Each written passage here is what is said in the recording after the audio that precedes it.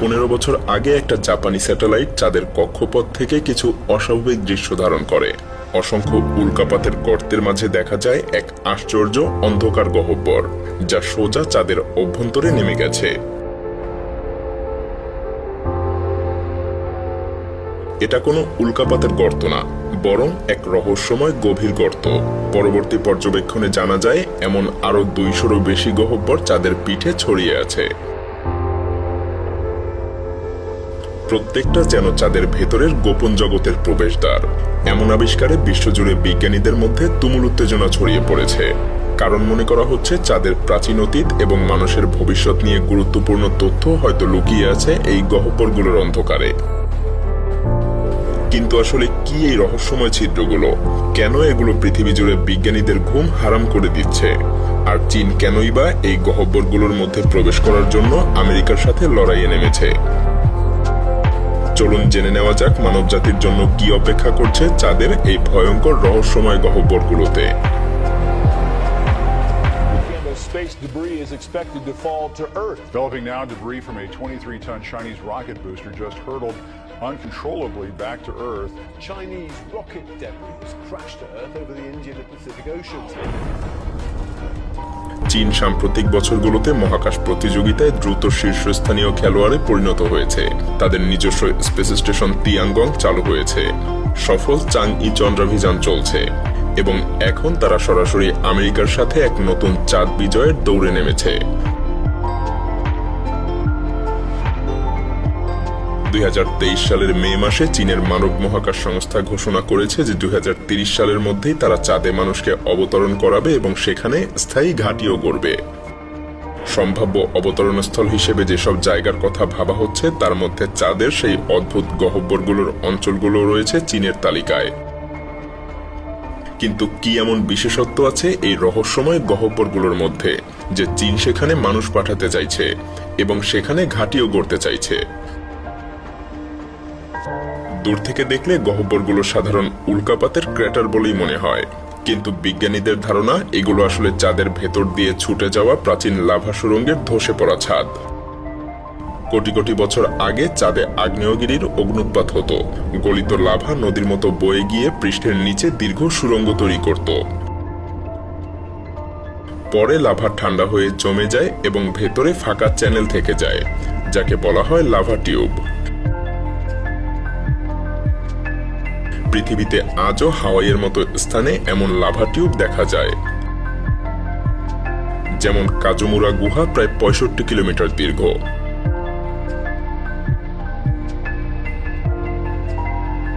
কিন্তু চাঁদে কম মাধ্যাকর্ষণের কারণে এগুলো আরো দীর্ঘ, কোনোটা তো কয়েক কিলোমিটার পর্যন্ত চওড়া।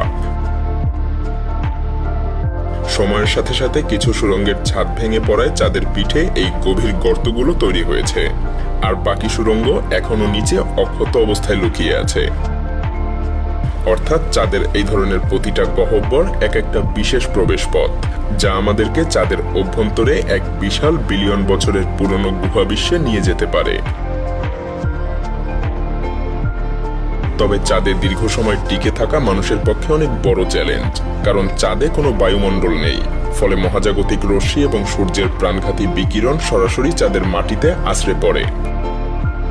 সেই সাথে ক্ষুদ্র ক্ষুদ্র উল্কাপিণ্ড সরাসরি চাঁদের মাটিতে আঘাত হানে, কেননা এগুলো ঠেকানোর মতো চাঁদের কোনো বায়ুমণ্ডলই নেই। এমনকি চাঁদের দিনে তাপমাত্রা প্রায় 100 ডিগ্রি সেলসিয়াসেরও বেশি এবং রাতে প্রায় -150 ডিগ্রি সেলসিয়াস।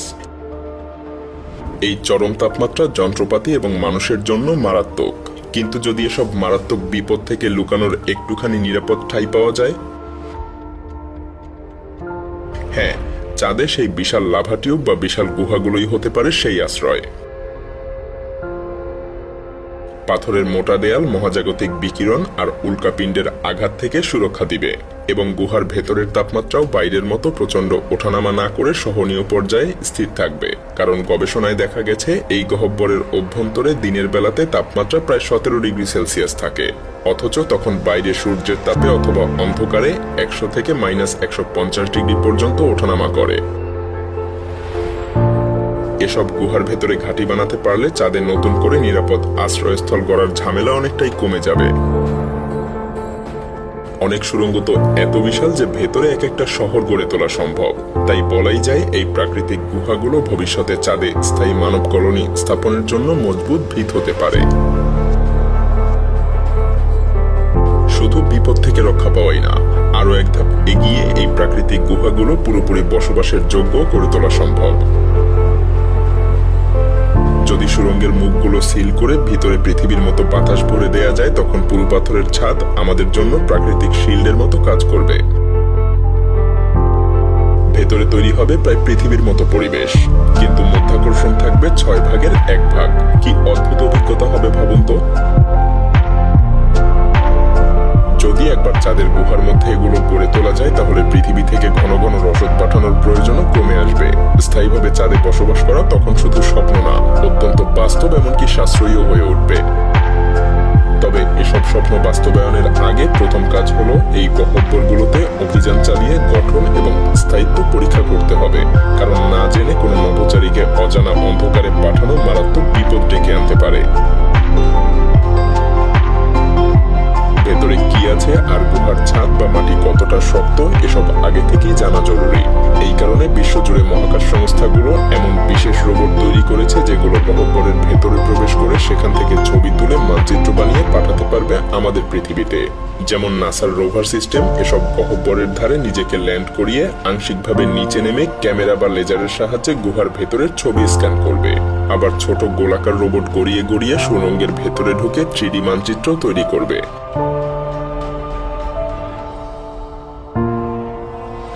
এমনকি হকিং রোবটেরও চিন্তাভাবনা চলছে, যা চাঁদের কম মধ্যাকর্ষণের মধ্যে লাফিয়ে লাফিয়ে গর্তে নেমে পড়ে আবার বেরিয়েও আসতে পারবে খুব সহজে।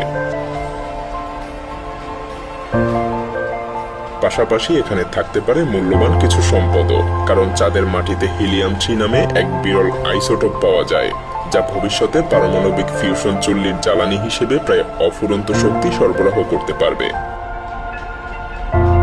আবার সূর্যের আলো না পৌঁছানো গভীর গুহায় পানি বরফ আকারে জমে থাকতে পারে। তাই আমরা যদি চাঁদেই এই সকল রসদ সংগ্রহ এবং উৎপাদন করতে পারি, তবে পৃথিবী থেকে সবকিছু বহন করারও আর দরকার পড়বে না। চাঁদই হয়ে উঠবে দূরমহাকাশ অভিযানগুলোর একটা বিরাট উৎক্ষেপণ মঞ্চ।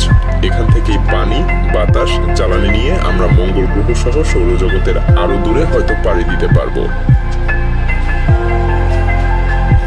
ভাবতেই অবাক লাগে, 1000 বছর আগে যেখানে আমাদের পূর্বপুরুষরা বাঁচার তাগিদে পৃথিবীর গুহায় আশ্রয় নিয়েছিল, আজ আমরা হয়তো আবার সেই গুহার পথেই ফিরে যাচ্ছি। তবে এবার হয়তো পৃথিবীতে না, চাঁদের বুকে। চাঁদের এই প্রাচীন লাভা গুহাগুলো মানবজাতির আগামী দিনের আশ্রয়স্থল হয়ে উঠতে পারে। আর তাই বলাই যায়, ইতিহাস যেন আবারও ঘুরে ফিরে আসছে। Subscribe my channel.